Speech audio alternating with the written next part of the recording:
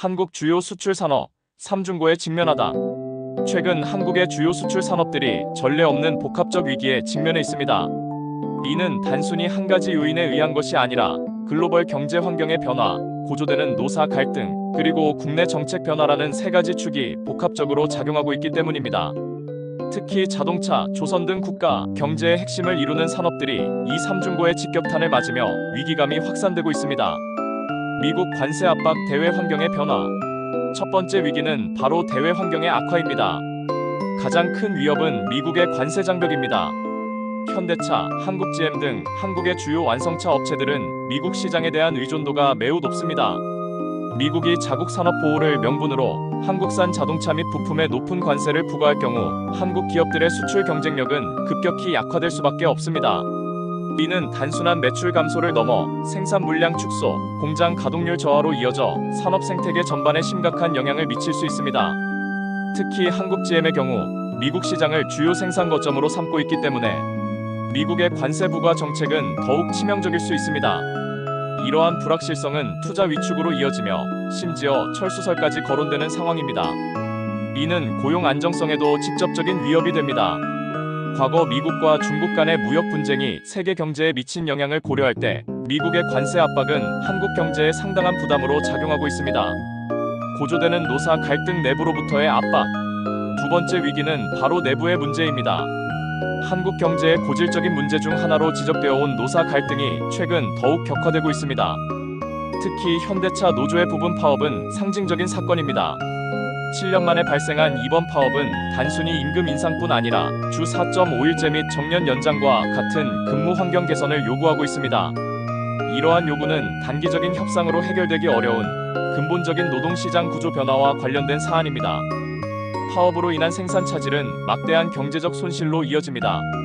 보도된 바와 같이 과거의 파업 사례를 단순 계산해도 하루 1,300억 원 이상의 손실이 추정됩니다. 이는 부품 협력업체 등 관련 산업 전반에 연쇄적인 피해를 야기합니다. 또한 생산 물량 감소는 결국 차량 가격 상승으로 이어져 소비자에게 부담을 전가할 수 있습니다. 노조의 파업은 기업의 경쟁력을 약화시키고 이는 다시 해외 경쟁사들에게 시장 점유율을 내주는 결과를 초래할 수 있습니다. 노란봉투법 통과 갈등의 새로운 지형. 세 번째 위기는 국내 정책 변화에서 비롯됩니다. 최근 통과된 노란봉투법은 노사관계의 판도를 근본적으로 바꾸는 중대한 변화로 평가됩니다. 이 법의 핵심은 쟁의 행위의 대상을 근로, 조건에 직접적인 영향을 미치는 사업상의 결정까지 확대했다는 점입니다. 이는 단순히 임금이나 복지 문제를 넘어 기업의 경영권에까지 노조가 개입할 수 있는 여지를 넓힌 것입니다. HD 현대중공업 노조의 파업은 이 법의 첫 번째 사례로 기록됩니다. 합병 문제와 같은 경영상 결정에 대해 노조가 쟁의 행위를 벌였다는 것은 앞으로 더 다양한 경영 사안에 대한 노사 갈등이 불거질 수 있음을 시사합니다. 이 법은 노동자의 권익을 보호한다는 긍정적인 측면도 있지만 기업 입장에서는 경영의 불확실성을 높이는 요인으로 작용할 수 있습니다. 특히 글로벌 경쟁이 치열한 상황에서 이러한 법적 변화는 투자 유치와 기업 운영에 걸림돌이 될 수 있다는 우려가 제기되고 있습니다.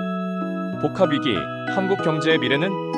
이처럼 대외적인 관세 압박, 내부적인 노사 갈등, 그리고 법적 환경의 변화라는 세 가지 위기가 겹치면서 한국 경제는 중대한 기로에 서 있습니다. 각 요인이 개별적으로도 큰 위협이지만 이들이 결합하여 상승 효과를 내고 있다는 점이 더욱 심각합니다. 한국의 주요 산업이 이 복합적인 위기를 극복하기 위해서는 기업, 노동계, 그리고 정부가 모두 협력하는 지혜가 필요합니다. 기업은 급변하는 글로벌 시장에 맞춰 기술 혁신과 생산성 향상에 주력해야 하며 노동계는 무조건적인 투쟁보다는 상생과 협력을 통한 합리적인 대안을 모색해야 합니다.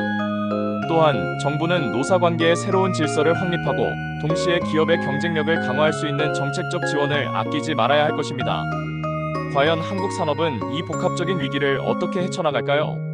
단순히 눈앞의 위기를 모면하는 것을 넘어 지속 가능한 성장 모델을 구축하는 것이 무엇보다 중요한 시점입니다. 노사 갈등과 대외 여건 속 우리 산업의 미래에 대해 여러분은 어떻게 생각하시나요? 좋아요, 구독과 함께 댓글로 의견을 나눠주세요.